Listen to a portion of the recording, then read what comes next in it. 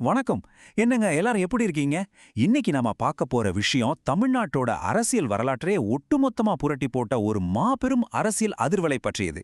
ஆமாங்க, 2026 சட்டமன்ற தேர்தல் முடிவுகள் நம்ம எல்லாரையுமே பெரிய வியப்புல ஆழ்த்தியிருக்கு. குறிப்பா வெப்போர் நியூஸ் 24/X நியூஸ் வெளியிட்ட நேரலை செய்திகளின் தரவுகளை அடிப்படையாக கொண்டு இந்த முடிவுகளுக்கு பின்னாடி இருக்கிற சுவாரஸ்யமான தகவல்களை நாம அலச போறோம். எந்த தாமதமும் இல்லாம நேரடியா விஷயத்துக்குள்ள போயிடலாமா?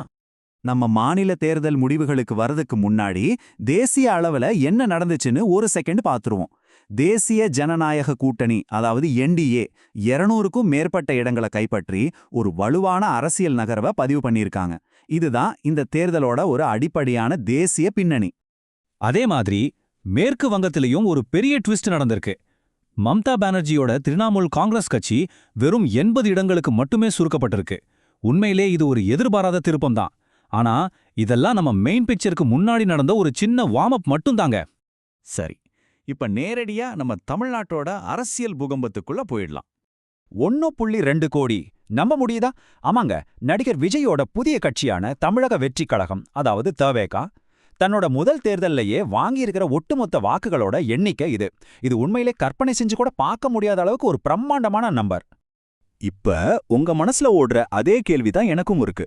பல தசாப்தங்களை ரொம்ப ஆழமா வேரூண்டி இருந்த ஒரு மாநிலத்தோட அரசியல் வரலாற்ற நேத்து ஆரம்பிச்ச ஒரு புது கட்சியால எப்படி இவ்ளோ சீக்கிரமா இப்படி தலைகீழா புரட்டி போட முடிஞ்சது? வாங்க அது எப்படின்னு தெரிஞ்சுக்கலாம். நேரலை முடிவுகளின் நிலவரத்தை கவனிக்கும்போது தாவேகா 109 இடங்கள், திமுக 71 இடங்கள், அதிமுக 56 இடங்கள்னு வந்திருக்கு. அதாவது இத்தனை வருஷமா தமிழ்நாட்டை ஆட்சி செஞ்ச 2 பெரும் திராவிட கட்சிகளையும் ரொம்ப ஈஸியா பின்னுக்கு தள்ளிட்டு ஒரு புது கட்சி முதலிடத்துக்கு வந்திருக்கு. இது அரசியல் நிபுணர்களாலேயே இன்னும் நம்ப முடியல.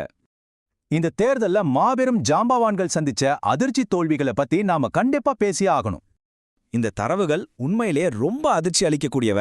கொளத்தூர் தொகுதியில் என்ன நடந்துச்சுன்னு பாத்தீங்கன்னா, முதலமைச்சர் மு.க. ஸ்டாலின் அவர்கள் தாவேகவோட புதிய வேட்பாளரான வி.எஸ். பாபுவை விட 9,000க்கும் மேற்பட்ட வாக்குகள் வித்தியாசத்துல பின்தங்கி இருக்காரு. இது அரசியல் களத்துல பலருடைய கணிப்புகளையும் சுக்கு நூறாக்கின ஒரு மிகப்பெரிய ஆச்சரியம்னு தான் சொல்லணும். அது மட்டுமா, இன்னும் பல முன்னணி தலைவர்கள் மாபெரும் சரிவை சந்திச்சிருக்காங்க. ராயபுரத்துல அதிமுகவோட மூத்த தலைவர் ஜெயக்குமார் டெபாசிட் இழந்திருக்காரு. மதுரை மத்திய தொகுதியில அமைச்சர் பிடிஆர் பழனிவேல் தியாகராஜன், அப்புறம் தேசிய ஜனநாயக கூட்டணியோட நட்சத்திர வேட்பாளரான இயக்குனர் சுந்தர்சி ஆகிய 2 பேருமே தாவைக்காவோட முஸ்தபாவிடம் தோல்வியை தழுவியிருக்காங்க. இந்த அலை எந்த அளவுக்கு தீவிரமா இருந்திருக்குன்னு நீங்களே யோசிச்சு பாருங்க. இந்த தாவேக சுனாமி எப்படி சாத்தியமாச்சுன்னு இப்ப கொஞ்சம் டீப்பா அனலைஸ் பண்ணலாம். நேரலையில ஒரு ஊடக ஆய்வாளர் சொன்ன வார்த்தைகளை கேட்டப்போ எனக்கே ஆச்சரியமா இருந்துச்சு. அவர் என்ன சொன்னாருன்னா, எனக்கு ஒண்ணுமே புரியல, 90% கணிப்புகள் தப்பாயிடுச்சு, பத்திரிகையாளர்கள் தங்களை சுய பரிசோதனை செஞ்சுக்கணும், ஊடகங்களும் அரசியல் நிபுணர்களும் எந்த அளவுக்கு அதிர்ச்சியில உறைஞ்சு போயிருக்காங்கிறது இந்த ஒரு வரியே நமக்கு ரொம்ப யதார்த்தமா உணர்த்துது இல்லையா? இந்த மாபெரும் வெற்றிக்கு 2 முக்கியமான காரணங்களை ஆய்வாளர்கள் முன்வைக்கிறாங்க. ஒன்னு, விஜய் அலை, அதாவது மக்கள் கிட்ட அவருக்கு இருக்கிற அசாத்தியமான வசீகரம், குறிப்பா இளைஞர்களோட அவருக்கான அந்த நேரடி தொடர்பு. இன்னொன்னு, ஆளுங்கட்சிக்கு எதிரான அலை, அதாவது வழக்கமான திமுக அதிமுக அரசியல் மேல வாக்காளர்களுக்கு ஏற்பட்டிருந்த கடுமையான சலிப்பு. இந்த 2ல எது உண்மையிலே பெரிய அளவுல வேலை செஞ்சுச்சுங்கிறதுலாம் இப்போதைய சூடான விவாதமா இருக்கு. பாரம்பரிய கட்சிகள் எங்க சறுக்குனாங்க? அவங்க செஞ்ச சில கட்டமைப்பு ரீதியான தவறுகளை நிபுணர்கள் பட்டியலிடுறாங்க. முதல் விஷயம், கலை யதார்த்தத்தையும் மக்கள் கிட்ட இருந்து அதிருப்தியும் அவங்க கவனிக்க தவறிட்டாங்க. 2வது, நகர்ப்புற மற்றும் இளம் வாக்காளர்களோட அவங்களால ஒரு உண்மையான அழுத்தமான இணைப்பை ஏற்படுத்த முடியல. 3வது, ரொம்பவும் பழமையான வாக்கு வங்கி ஃபார்முலாவையே அவங்க அளவுக்கு அதிகமா நம்பிட்டு இருந்தாங்க. அதுதான் அவங்களுக்கு பெரிய மைனஸா மாறிடுச்சு. இதனால ஒட்டுமொத்த அரசியல் களத்துல ஏற்பட்ட அதிர்வலைகள் என்னென்னு பார்ப்போம். இந்த தவேர்க்க அலையில மத்த கட்சிகளோட நிலைமை என்னாச்சு?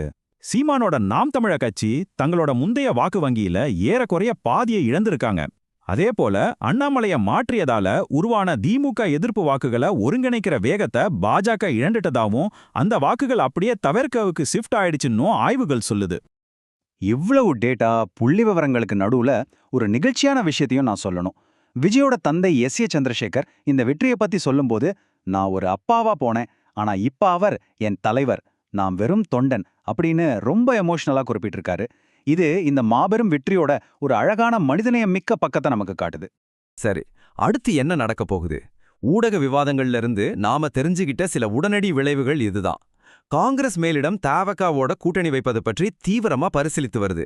அது மட்டும் இல்லாம திமுக மற்றும் அதிமுகவில் இருக்கிற பல முக்கிய தலைவர்கள் தவகவை நோக்கி படையெடுக்க வாய்ப்புள்ளதாகவும் பேசப்படுது. ஒட்டுமொத்தமா பார்த்தா தவக தன்னை ஒரு புதிய முதன்மை அரசியல் சக்தியா தமிழ்நாட்டுல ரொம்ப உறுதியா நிலைநிறுத்தியிருக்கு. இப்ப எல்லாமே தலைகீழா மாறிடுச்சு. பழைய அரசியல் வியூகங்கள் எல்லாம் சுக்குநூறாகிவிட்ட இந்த புதிய சகாப்தத்துல பல தசாப்தங்களா கோலோச்சிய பாரம்பரிய கட்சிகள் தங்களை எப்படி புதுப்பித்துக் கொண்டு உயிர்ப்போடு இருக்க போறாங்க? இந்த கேள்வித்தான விடையை நாம பொறுத்திருந்து தான் பார்க்கணும். இந்த கவரேஜ் உங்களுக்கு ரொம்ப இன்ட்ரெஸ்டிங்கா இருந்திருக்கும் நம்புறேன். உங்களோட கருத்துக்களை யோசிச்சு பாருங்க. மீண்டும் ஒரு சுவாரஸ்யமான பகுப்பாய்வில் சந்திப்போம்.